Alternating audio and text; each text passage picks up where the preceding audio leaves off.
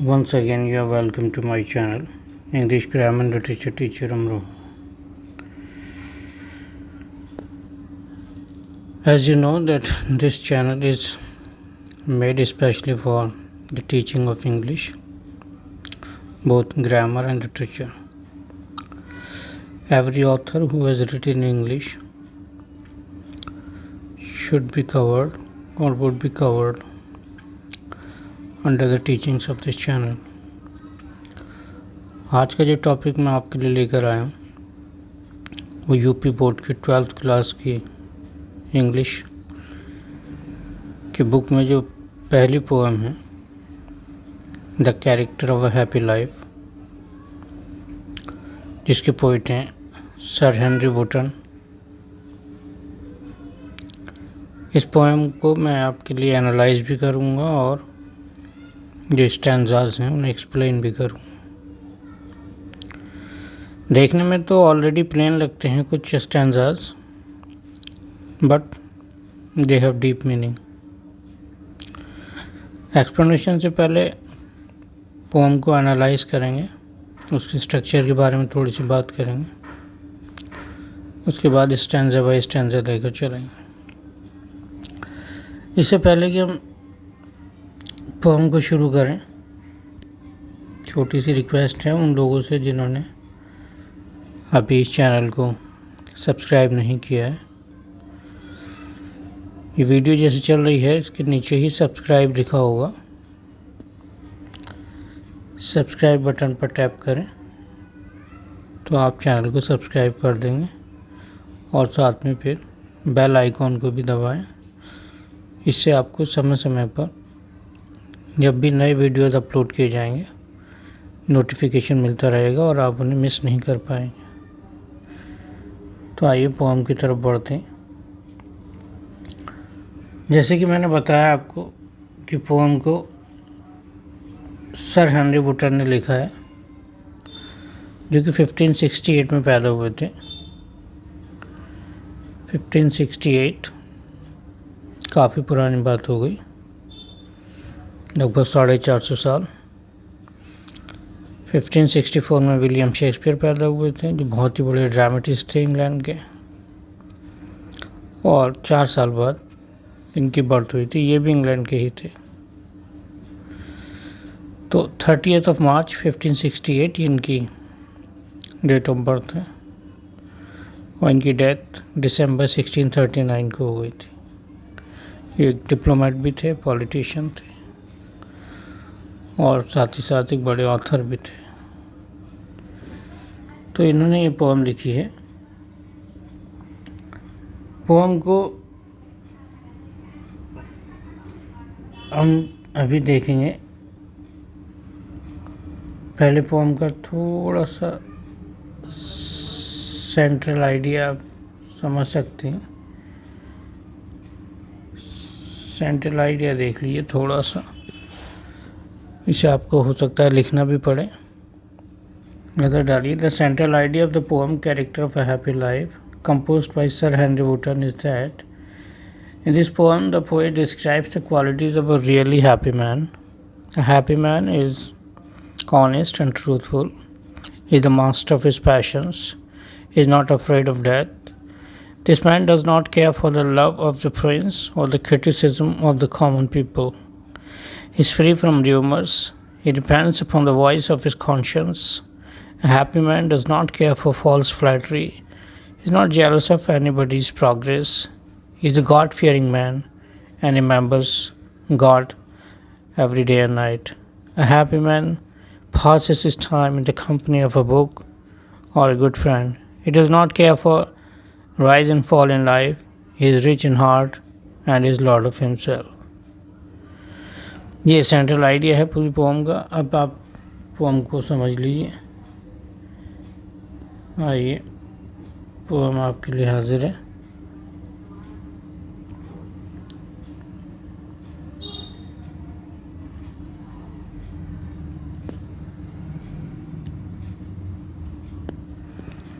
देखिए, पोएम जो है स्टैंजा बाय स्टैंजा लेकर चलेंगे, जैसे मैंने आपको बताया था। Stanza bye stanza. पोम वैसे तो 24 लाइंस की है, 4 लाइंस की 6 स्टैंजाज हैं और पोम बहुत अच्छी राइमिंग में लिखी गई है।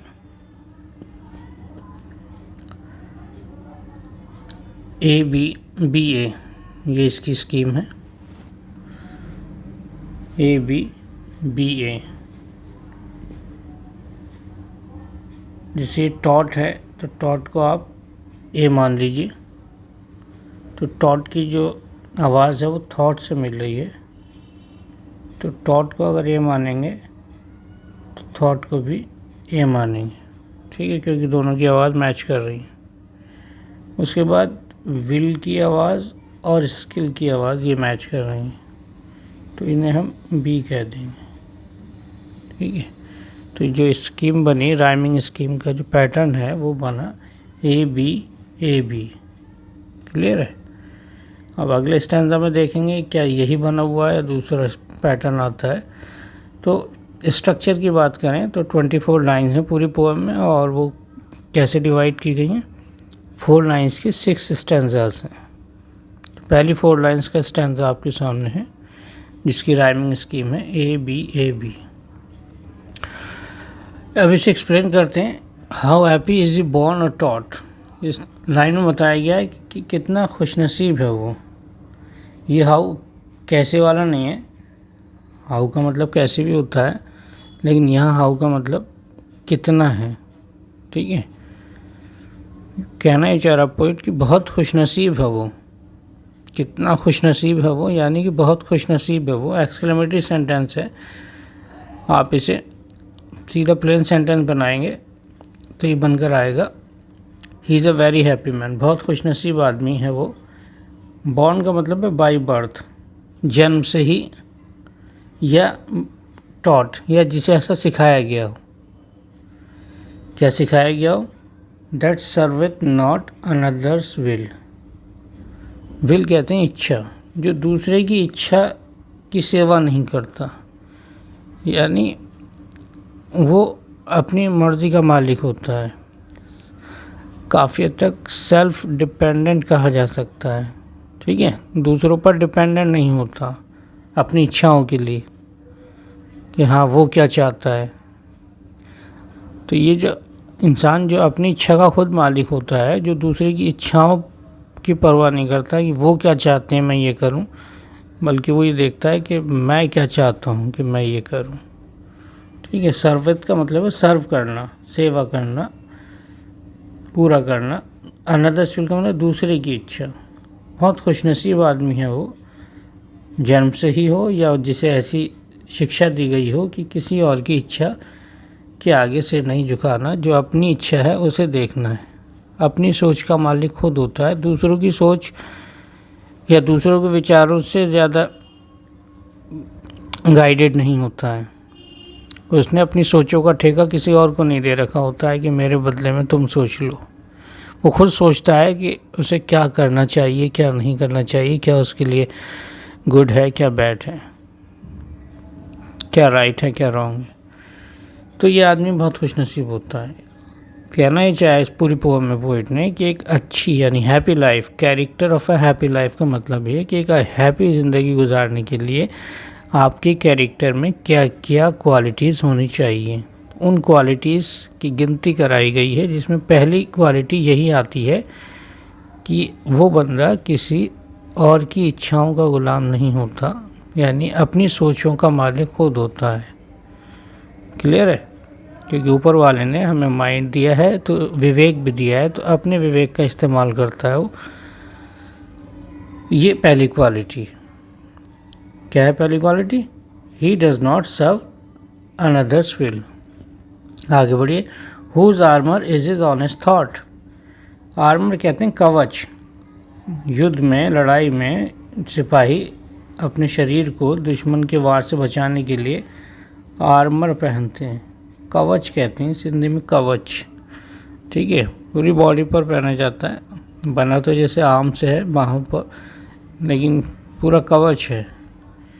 तो उसकी जो ऑनेस्ट थॉट है, उसके जो ईमानदार वाले विचार हैं, ईमानदारी से भरी हुई सोचें हैं, वही उसका कवच है, उसका सुरक्षा कवच उसकी अपनी अच्छी सोचें हैं। Honesty is the best policy, जैसा कि सुना होगा आपने। अगर बंदा ईमानदार है, उसकी सोचें ईमानदार हैं, तो उसके फिर उसे और किसी कवच की ज़रूरत नहीं है, और किसी ढाल की ज़रूरत नहीं है, उसकी ऑनेस्टी ही उसे बचाती है। तो यहाँ पर ये एक फिगर ऑफ स्पीच है जिसे हम मेटाफोर कहते हैं। क्लियर? आर्मर को, सॉरी, ऑनेस्ट थॉट को कंपेयर किया गया है आर्मर से। ठीक है, अच्छे विचारों की तुलना कवच से की गई है। तो इस टाइप का जो फिगर ऑफ स्पीच होता है उसे हम मेटाफोर कहते हैं। इस पूरी पोएम में काफ़ी फिगर्स ऑफ स्पीच हैं। अब आगे देखते हैं। And simple truth is utmost skill. एक क्वालिटी और आ गई, 3 क्वालिटीज़ आ गई। एक तो ये कि वो किसी और की इच्छाओं का गुलाम नहीं होता, किसी और को अपने सोचने की जिम्मेदारी नहीं देता। दूसरा कि उसके अच्छे विचार ही उसका कवच होते हैं। तीसरी क्वालिटी है simple truth is utmost skill. बिल्कुल सीधा साधा सच बोलता है वो। सच भी 2 तरह की हो सकती हैं। एक वो जो ट्विस्टेड होते हैं, थोड़ा घुमा फिरा के बोले जाते हैं, वो सुनने में सच तो लग रहे होते हैं, लेकिन कहीं ना कहीं उनके अंदर झूठ ही छुपा होता है। लेकिन ये जो बंदा बोलता है तो ये सिंपल ट्रूथ बोलता है, बिल्कुल प्लेन ट्रूथ, घुमा फिरा कर नहीं। यही इसकी सबसे बड़ी स्किल होती है। इसका सबसे बड़ा हुनर जो है क्या है कि ही is a truly a true person. ठीक है, सच में एक सच्चा इंसान, सच बोलने वाला। तो ये 3 क्वालिटीज़ पहले स्टैंजा में आ गई हैं, और इसमें भी फिगर ऑफ स्पीच है लास्ट वाली लाइन में। बाद में डिटेल में बताएंगे आपको। तो स्टैंजा दूसरा लेते हैं। जो पहला स्टैंजा था आपका, दूसरा स्टैंजा जो है वो कह रहा है whose passions not his masters are. Whose passions not his masters are. Passion से मतलब है इमोशंस। इमोशंस, ठीक है, उसकी जो भावनाएं हैं वो उसकी मालिक नहीं है। मास्टर का मतलब मालिक, उसकी भावनाओं से मतलब, भावनाएं देखिए इमोशंस जिन्हें कहते हैं वो 2 तरह की होती हैं, पॉजिटिव और नेगेटिव। अच्छी इमोशंस भी होती हैं, बुरी भी होती हैं। इनका हमारी लाइफ, हमारे माइंड पर काफ़ी कंट्रोल होता है। तो इमोशंस का बहुत बड़ा रोल होता है। इमोशंस को एक लिमिट के अंदर होना चाहिए, ना ऐसा हो कि इमोशंस बिल्कुल ना हो, और ना ऐसा हो कि इमोशंस बहुत ही पीक पर हों, कहीं बीच में होनी चाहिए। तो इमोशंस गुड भी होती हैं, बैड भी होती हैं। गुड मतलब जैसे कि मान लीजिए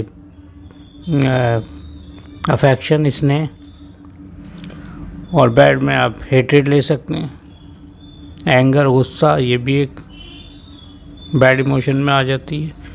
लेकिन पूरी तरह बैड भी नहीं है। ऐसा भी नहीं कि anger is always bad, there are times when anger is good. तो खैर, इमोशंस जो होती हैं, जब इमोशंस बहुत ज़्यादा हो जाती हैं तो आदमी इमोशंस के में बह जाता है। तो ये आदमी इमोशंस का गुलाम नहीं होता, यानी इसकी जो इमोशंस हैं इसकी मालिक नहीं होती।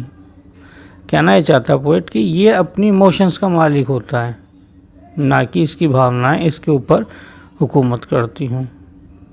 इसका शासन होता है अपनी भावनाओं पर। ये अपनी भावनाओं को जैसे चाहे कंट्रोल कर सकता है, ना कि उल्टा इसका कि इसकी भावनाएं इसे जैसे चाहे कंट्रोल करें। तो ये बहुत अच्छी क्वालिटी होती है कि हम अपनी इमोशंस को कैसे कंट्रोल करें, कहाँ पर गुस्सा करना है, कहाँ नहीं करना, किस इमोशन को कैसे यूज़ करना है, कितनी मात्रा में करना है। ये एक अच्छे कैरेक्टर की निशानी है। तो ये बहुत अच्छी quality. Whose soul is still prepared for death. Still से यहाँ पर मतलब है ऑलवेज, हमेशा। यहाँ पर एक फिगर ऑफ स्पीच है, सोल इज स्टिल। यहाँ पर जो फिगर ऑफ स्पीच है उसे एलिट्रेशन कहते हैं। सोल इज यानी एस और S, soul is still prepared for death. तो जिसकी जो हमेशा मरने के लिए तैयार रहता है, ये भी एक अच्छी क्वालिटी है। क्योंकि जब आदमी डरता है, मौत से डरता है, तो वो गलत काम भी कर सकता है, किसी के दबाव में आकर भी कुछ काम कर सकता है। तो जो आदमी डरता नहीं मौत से, अरे क्या बिगाड़ लोगे तुम, मैं कोई ऐसा नाजायज़ काम नहीं करूँगा। तो खैर, जो आदमी हमेशा मौत के लिए तैयार रहता है, उसका भी कैरेक्टर अच्छा कैरेक्टर माना जाएगा। और हैप्पी कैरेक्टर होने के लिए ये क्वालिटी भी ज़रूरी है। Untied unto the world with care. Untied का मतलब फ्री, आज़ाद, बंधा हुआ नहीं है। टाइट कहते हैं बंधा हुआ, और अनटाइड कहते हैं फ्री, बंधा हुआ नहीं है, यानी फ्री है, वो आज़ाद, दुनिया के बंधनों से आज़ाद। दुनिया के जो बंधन होते हैं वो कभी कभी इंसान को पूरी तरह विकास नहीं करने देते। किसी शायर ने कहा भी है कि उड़ने नहीं देती खुली फिजाओं में, हालात की जंजीरें पड़ी हैं पाँव में। बहुत से ऐसे बंधन होते हैं दुनिया के जो इंसान को अपना कंप्लीट डेवलपमेंट नहीं करने देते, चाहे वो स्पिरिचुअल डेवलपमेंट हो, चाहे वो साइकोलॉजिकल डेवलपमेंट हो। तो ये जो बंदा है जिसके पास ये क्वालिटी हो कि वो दुनिया के बंधनों से आज़ाद हो। With care of princess grace और वल्गर ब्रेथ। प्रिंसली लव होना चाहिए, थोड़ा मिसप्रिंट हो गया, प्रिंसली लव। पोम किसी वर्जन में प्रिंसेस ग्रेस भी है, अदरवाइज आपकी जो बुक है उसमें यहाँ पर लिखा होगा प्रिंसली लव। मीनिंग लगभग एक ही है, ठीक है। ये जो हिस्सा है प्रिंसली लव दिया होगा। और वल्गर ब्रेथ, तो ये केयर नहीं करता, आई डोंट केयर, मुझे परवाह नहीं है, किस चीज़ की परवाह नहीं है। और प्रिंसली लव, प्रिंसली से यहाँ पर मतलब है कोई भी बड़ा इंसान, ज़रूरी नहीं कि राजकुमार ही हो, वैसे तो प्रिंस राजकुमार को ही कहते हैं, लेकिन यहाँ कोई भी पर्सन ऑफ हाई स्टेटस, वो उसे चाहे, इसकी उसे कोई ख़ास तमन्ना नहीं होती कि बड़े लोग मुझे चाहें, मैं बड़े लोगों की कंपनी में रहूं, उनकी सोबत में रहूं, ऐसी इसकी कोई चाहत नहीं होती। और वल्गर ब्रेथ, वल्गर से मतलब है कॉमन पीपल, आम पब्लिक। ब्रेथ से मतलब यहाँ पर क्रिटिसिज्म ले सकते हैं आप। उसे ना तो इस बात की परवाह है कि बड़े लोग मेरी तारीफ़ करें, प्रिंसली मतलब बड़े लोग मेरी तारीफ़ करें, सीना चौड़ा हो जाए।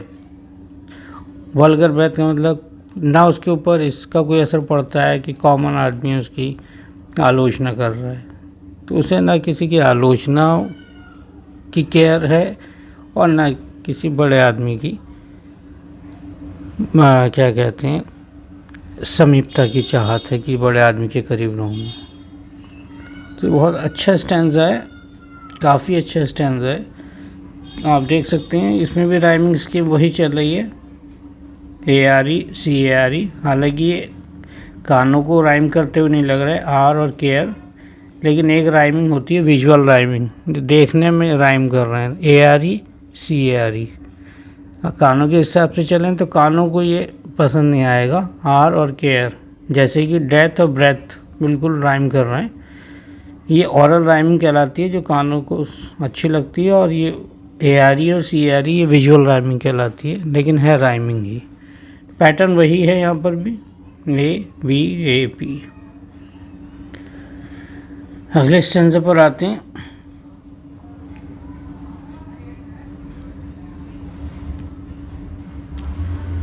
इसमें दिया है हु एनवीज नन। एनवी का मतलब होता है ईर्ष्या करना, टू बी जेलस, जलना किसी से। हु एनवीज नन, जो किसी से भी नहीं जलता। हुम चांस डथ रेज, चांस का मतलब है सरकमस्टांसेस या अपॉर्चुनिटीज़, ठीक है। हर इंसान की ज़िंदगी में अलग अलग अपॉर्चुनिटीज़ होती हैं, कॉमन भी हो सकती हैं, लेकिन हर एक की अपनी अपनी अपॉर्चुनिटीज़ होती हैं। कौन अपॉर्चुनिटीज़ को कैश करा लेता है, कौन नहीं कराता, ये अलग बात है। कभी कभी किसी इंसान की ज़िंदगी में ऐसा मौका आ जाता है, बाई चांस वो उठ जाता है। रेस का मतलब है तरक्की करना, प्रोग्रेस करना लाइफ में। तो अगर कोई बंदा उसका जानता हुआ बाई चांस प्रोग्रेस कर जाता है, काफ़ी आगे निकल जाता है लाइफ में, तो ये उससे जलता नहीं है। बहुत से लोगों की आदत होती है कि वो जो उनसे आगे निकल जाते हैं लोग, उनसे वो जलने लगते हैं, ठीक है, और फिर पता नहीं क्या क्या बातें करने लगते हैं, ठीक है। उनकी पुरानी हिस्ट्री बताने लगते हैं दूसरों को कि पहले ये ऐसे होते थे, पहले ये वैसे होते थे। तो एक ऐसा कैरेक्टर जिसमें ईर्ष्या नाम की चीज़ न हो, वो एक बहुत अच्छा कैरेक्टर है, और वो सचमुच एक हैप्पी लाइफ की तरफ ले जाता है उस बंदे को। क्योंकि जलन जो है इंसान को पूरी तरीके से जला देती है। तो एक तो वो उससे नहीं जलता जो बाई चांस तरक्की कर गया हो, मतलब जिसका जैकपॉट हाथ में आ गया हो, कोई बहुत बड़ी लॉटरी लग गई हो हाथ में, बिना मेहनत के बहुत ऊंची कामयाबी हासिल कर ली, उससे भी नहीं चलता। और वाइस, वाइस कहते हैं ईवल, ईवल यानी बैड, बुरा।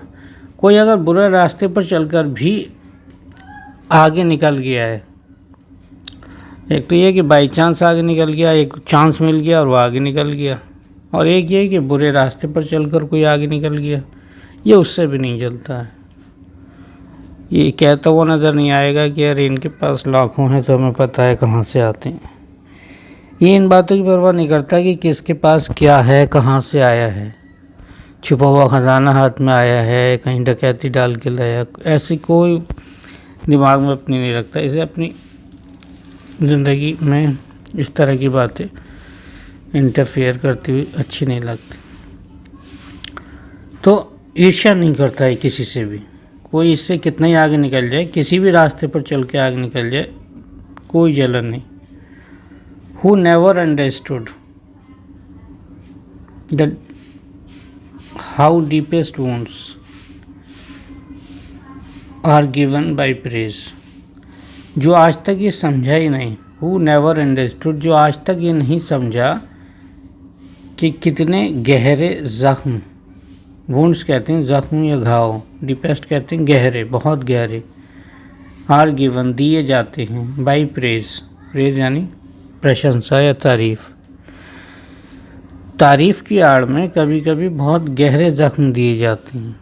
कहना चाह रहा पोएट कि कभी कभी आदमी की अपनी तारीफ़ सुनकर, गलत तारीफ़ या सही तारीफ़, इससे कोई मतलब नहीं है, इतना बह जाता है कि बाद में उसे उसकी बहुत बड़ी कीमत चुकानी पड़ जाती। क्योंकि कुछ लोग हो सकता है कि अपना उल्लू सीधा करने के लिए तारीफ़ कर रहे हों, और फिर आप उस तारीफ़ में बह जाएं और उसके बाद आपको कोई बड़ा ज़ख्म मिल जाए। तो ये कभी प्रेज़, कोई कितनी तारीफ़ करे उसे बहुत ज़्यादा सीरियसली नहीं लेता,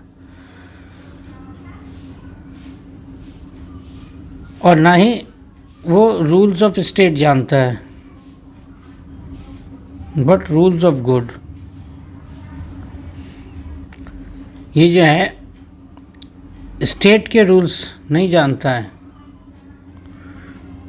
कि यूपी के क्या नियम हैं, दिल्ली के क्या नियम हैं, या इंडिया में संविधान क्या कहता है। ये तो गुडनेस के नियम जानता है, सदाचार के नियम। गुड से मतलब गुडनेस है, गुडनेस यानी सदाचार। ये सदाचार के, ये यहाँ पर रूल्स आएगा, नॉट नहीं है, गलत छिप गया है, रूल्स है, but rules of good.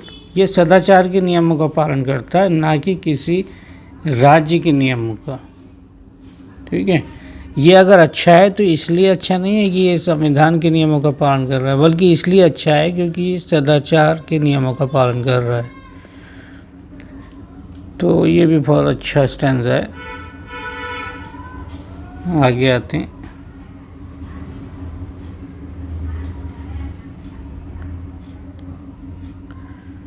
Who hath his life from rumors freed, जिसकी ज़िंदगी फ्री है, जिसकी ज़िंदगी आज़ाद है, किससे? र्यूमर्स से। र्यूमर्स कहते हैं अफवाहें, अफवाह कहते हैं, अफवाहों से आज़ाद है जिसकी ज़िंदगी।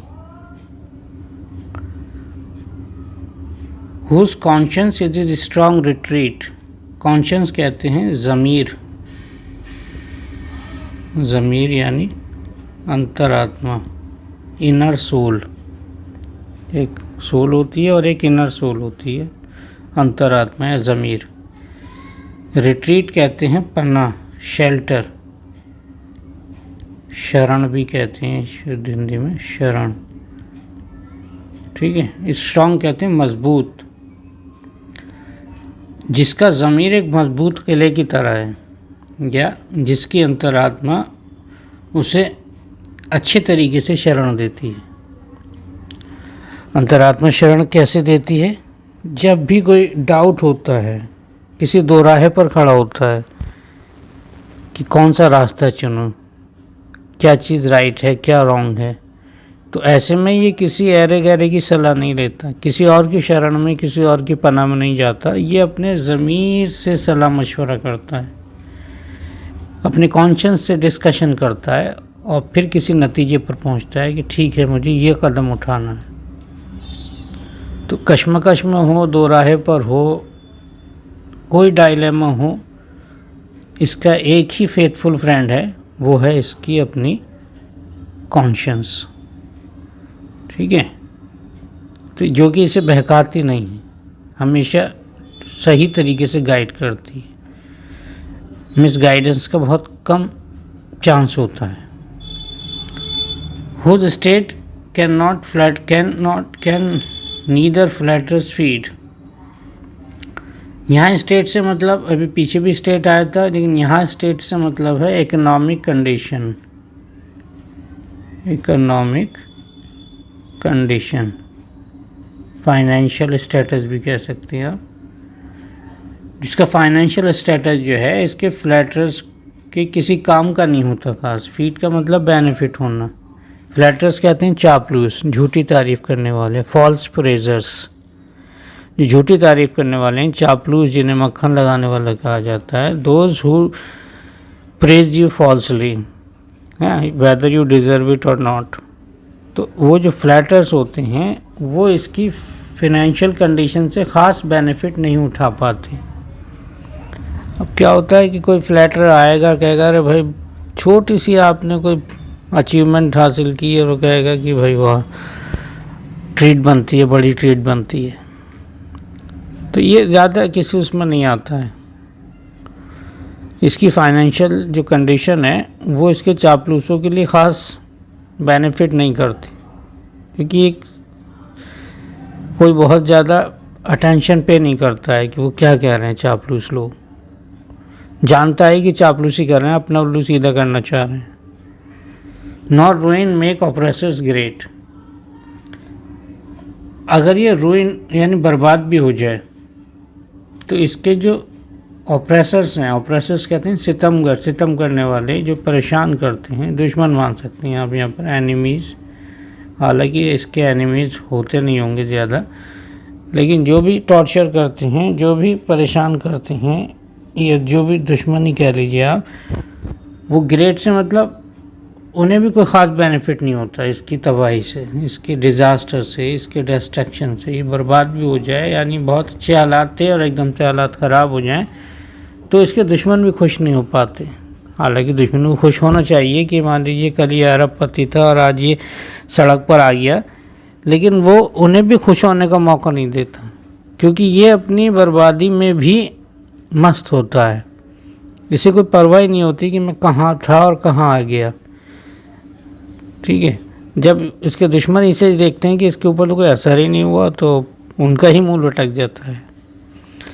His oppressors, his enemies do not feel good at all by looking at his face, because he is always happy, he is always cheerful. अच्छे हालात थे तो भी हैप्पी चीयरफुल था, हालात ख़राब हुए तो भी हैप्पी एंड चीयरफुल है। तो इससे ना तो इसके चापलूसों को फ़ायदा होता है और ना ही इसकी तबाही से, बर्बादी से इसके दुश्मनों को ख़ास फ़ायदा होता है। और ये इसमें स्टैंजा में देख सकते हैं आप, हुज़ को बहुत रिपीट किया गया। हुज़, दूसरी लाइन का पहला वर्ड हुज़ है, तीसरी लाइन का भी पहला वर्ड हुज है। ये भी एक फिगर ऑफ स्पीच होती है जिसे इंग्लिश में एनाफोरा कहते हैं, एनाफोरा। ठीक है, ये आपके सिलेबस में दी तो नहीं है फिगर ऑफ स्पीच, लेकिन ये भी होती है। और यहाँ भी अलिट्रेशन है। देखिए तीसरी लाइन में फ्लैटरर्स फीट, इसे हिंदी में आप अनुप्रास अलंकार कहते हैं ना, तो एफ से ही शुरू है, एफ से ही शुरू है। ठीक है, फ्लैटरर्स फीट, यहाँ पर एलिट्रेशन है। और भी कई जगह पर बहुत कुछ आया है, आप देख सकते हैं गौर गौर से, जहाँ भी हो भरी हुई है पूरी पोएम फिगर्स ऑफ स्पीच से। उसके लिए पूरा एक वीडियो बनाया जा सकता है। तो अगला स्टैंजा देखते हैं। Who God doth late and early pray, जो प्रे करता है, जो वर्शिप करता है, किसकी? गॉड की। लेट एंड अर्ली का मतलब ऑलमोस्ट ऑलवेज, हमेशा। Both in the morning and evening मान सकते हैं आप। यानी एक गॉड फियरिंग पर्सन होता है, रिलीजियस माइंडेड पर्सन होता है। उसके लिए जो सुपर पावर है वो गॉड ही है, ना कि United states of America, Russia या और कोई पावरफुल नेशन। उसके लिए सुपर पावरफुल कौन है? गॉड। और उसी की वो वर्शिप करता है, और किसी नहीं करता। और वर्शिप भी मोर ऑफ हिज ग्रेस, उसकी ग्रेस के लिए करता है। ठीक है, उसकी ग्रेस से मतलब कि उसने जो उसे एक इंसान बना के भेजा दुनिया में, इसके लिए उसके जो फेवर्स हैं जो उसने किए हैं उसके साथ, उनके लिए करता है। मतलब थैंक्स के लिए प्रे होती है उसकी, ना कि गिफ्ट्स के लिए। ये गिफ्ट्स होना चाहिए यहाँ पर कायदे में, नए वर्जन में गिफ्ट्स है। ठीक है, गिफ्ट्स के लिए नहीं करता है प्रे कि मुझे ये कार चाहिए और मुझे जो है ये चाहिए वो चाहिए। ठीक है, इसकी जो प्रेयर्स होती हैं उसमें बैगिंग कम होती है, मांगना कम होता है, और थैंक्स ज़्यादा होता है। ठीक है, thanks for this, thanks for this, thanks for this, thanks for this. ठीक है, इसका उल्टा नहीं होता give me this, give me this, give me this, क्योंकि ऊपर वाले ने बिना मांगे ही बहुत कुछ दे रखा है। उसके लिए he is always thankful to him, always. Late and early means always thankful to God, because he has already given him so many things without his asking him. तो बहुत खूबसूरत लाइन है। And entertains the harmless day, और यहाँ entertain का मतलब है spend, व्यतीत करना, पास, गुजारना। कैसे गुजारता है वो अपना दिन? उस दिन जो गुजारता है वो हार्मलेस होता है, किसी को नुकसान नहीं पहुंचता। His life style is such that he does not harm anybody through out the day. पूरे दिन में किसी को नुकसान नहीं पहुंचाता। इस अंदाज में ही स्पेंड्स हिज टाइम। और वो भी कैसे करता है? With a well chosen book. बहुत सोच समझ कर कोई किताब उठाएगा, कोई ऐसी उल्टी सीधी किताब भी नहीं उठाएगा जिसे पढ़कर दिमाग में ख़राब सोचें आएँ। एक अच्छी किताब पढ़कर अपना दिन गुजारता है, और in the company of a good friend, या एक अच्छे दोस्त की सोबत में रहकर अपना दिन गुजारता है। तो ये सब क्वालिटीज़ आती जा रही हैं एक एक करके, काफ़ी अच्छी क्वालिटीज़ हैं जो कि एक हैप्पी लाइफ के लिए बहुत ज़रूरी हैं। तो एक हैप्पी लाइफ का जो कैरेक्टर है वो कैसा होना चाहिए, ये काफ़ी हद तक पूरा हो चुका है। बस अब इसे सम अप किया जाएगा लास्ट स्टैंजा में। 20 लाइंस हो चुकी हैं आपकी, अब ये लास्ट की 4 लाइंस हैं। ये है कंक्लूडिंग स्टैंजा, आखिर का stanza. This man is free from servile bands. ये आदमी जिसके बारे में अभी इतनी बातें बताई गई, ठीक है, ये आदमी जिसके अंदर ये क्वालिटी है, वो क्वालिटी है, ढेरों क्वालिटी जिसके अंदर हैं, तो ये आदमी कैसा है? Free from servile band. देखिए यहाँ पर भी एलिट्रेशन है, अनुप्रास अलंकार। ये आदमी आज़ाद है। सर्वाइल बैंड्स, सर्वाइल सर्व से ही बना है, सर्व कहते हैं गुलामी करना, सेवा करना, सर्वाइल से बना है गुलामी वाले। बैंड से मतलब हथकड़ियाँ समझ लीजिए, बंधन समझ लीजिए, गुलामी के बंधनों से आज़ाद है। गुलामी किस चीज़ की? Of hope to rise. आदमी कभी कभी बहकता है तो दो वजहों से बहकता है। एक तो ये कि होप टू राइज, ज़िंदगी में उठने की उम्मीद, और दूसरी फियर टू फॉल, गिरने का डर। दबाव में आके जब भी काम करते हैं तो दो ही तरह के लोग करते हैं। एक वो जिन्हें ज़िंदगी में बहुत उठने की चाहत होती है कि मैं उस मकाम तक पहुंच जाऊं, और उस मकाम तक पहुंचने के लिए मुझे चाहे कुछ भी करना पड़ जाए, ठीक है, बाई हुक और बाई क्रूक। एक इडियम भी है, I want to rise by hook और बाई क्रूक। किसी भी तरीके से, किसी को मार के, किसी का नुकसान पहुंचा के, बस आई वॉन्ट टू राइज। तो इस तरह की महत्वाकांक्षा उसके अंदर नहीं होती है। और फियर टू फॉल, या फिर दूसरी तरफ ये भी रुख हो सकता है कि किसी आप बुलंदी पर हैं और कोई आपसे कहे कि हाँ, if you don't do this you will be demoted, आपको नीचे खिसका दिया जाएगा। तब भी आप दबाव में आ सकते हैं, नहीं नहीं नहीं, I will do whatever you want me to do.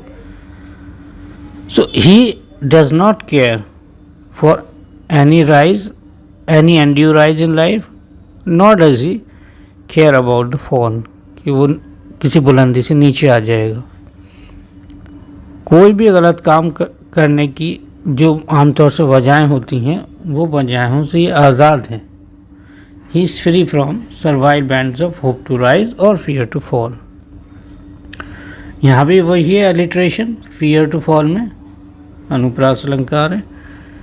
Lord of himself, ये इंसान जिसके अंदर ये सारी चीज़ें हैं, ये अपना मालिक है। He is the Lord of himself, दो नॉट ऑफ लैंड्स, भले ही ये लैंड लॉर्ड नहीं है, ज़मीनों का मालिक नहीं है, लेकिन अपना मालिक है, ठीक है, सेल्फ लॉर्ड है, भले ही लैंड लॉर्ड नहीं है। लैंड लॉर्ड होना और है और सेल्फ लॉर्ड होना और है। अपनी ज़िंदगी पर खुद हुकूमत करना, अपने दिमाग पर खुद हुकूमत करना, ये एक बड़ी चीज़ है, ना कि ज़मीनों पर हुकूमत करना। तो he is a lord of himself, though he does not possess much riches or big lands, and having nothing he hath all। और इस तरह का इंसान, इसके पास कुछ न होते हुए भी he hath all, उसके पास सब कुछ है। Because character is the biggest wealth, क्योंकि चरित्र ही सबसे बड़ी दौलत है। और इतनी अच्छी क्वालिटीज़ का मालिक होना यकीनन आपको एक हैप्पी लाइफ की तरफ लेकर जाएगा। ये जो लास्ट लाइन है, इसमें एक फिगर ऑफ स्पीच है जिसे हम कहते हैं एंटीथेसिस। एंटीथेसिस ये काफ़ी हद तक ऑक्सीमोरॉन से मिलती जुलती होती है। ऑक्सीमोरॉन में भी दो ऑपोजिट आइडियाज़ दिए होते हैं, इसमें भी दो ऑपोजिट आइडियाज़ होते हैं। बस ऑक्सीमोरॉन में क्या होता है, ऑपोजिट आइडियाज़ वाले वर्ड्स बिल्कुल साथ साथ रखे हुए होते हैं, जैसे रेगुलरली इर्रेगुलर, है ना, रेगुलरली इर्रेगुलर बिल्कुल साथ साथ एक ही फ्रेज के अंदर होंगे। रेगुलरली या आइडली बिजी या लेबर्ड ईज, तो ये सब बिल्कुल दोनों साथ साथ चिपके होंगे। जबकि एंटीथेसिस में होता कॉन्ट्रडिक्टरी आइडियाज़ ही हैं, लेकिन दो अलग अलग फ्रेजेस में होते हैं। अब ये फ्रेज अलग हो गया, एंड हैविंग नथिंग, कुछ ना होते हुए भी, ही हैथ ऑल, तो नथिंग एक तरफ तो नथिंग कहा जा रहा है और दूसरी तरफ ऑल कहा जा रहा है, ठीक है। तो नथिंग और ऑल, कुछ ना होते हुए भी उसके पास सब कुछ है। ये एक एंटीथेसिस है। आप ऑक्सीमोरॉन भी लिख देंगे तो भी एग्जामिनर उसे एक्सेप्ट कर सकता है। So this is a very beautiful poem. आप जो एक्सप्लेनेशन करेंगे तो सबसे पहले आप कॉन्टेक्स्ट होता है, आपको रेफ़र करना होता है कि कहाँ से लाइंस ली गई हैं, तो पहले रेफरेंस देना होता है कि दीज लाइंस या this stanza has been taken from the poem the character of a happy life which was composed by sir Henry Wotton. फिर कॉन्टेक्स्ट में इस पोएम के जितने स्टैंजाज हैं वो लगभग सभी एक जैसी बात ही कह रहे हैं, तो आप हर कॉन्टेक्स्ट में ये कह सकते हैं कि in this stanza the poet has described some qualities which are essential to lead a very happy life। तो आप लोग ये सारे काम कर लें। अगर आपको फिगर्स ऑफ स्पीच के बारे में और जानना हो, कोई एक वीडियो बनवाना हो, तो इस अलग से वीडियो बनाया जा सकता है। बाकी पोएम बहुत खूबसूरत है, इसमें जो जो चीज़ें आई हैं उसे आप नोट कर लें, ख़ास करके सेंट्रल आइडिया को भी लिख लेना। और कोई भी प्रॉब्लम आती है, you can ask me any question in the comment section, और you can directly contact me on my WhatsApp number which is given in the description. So thanks again, have a nice time.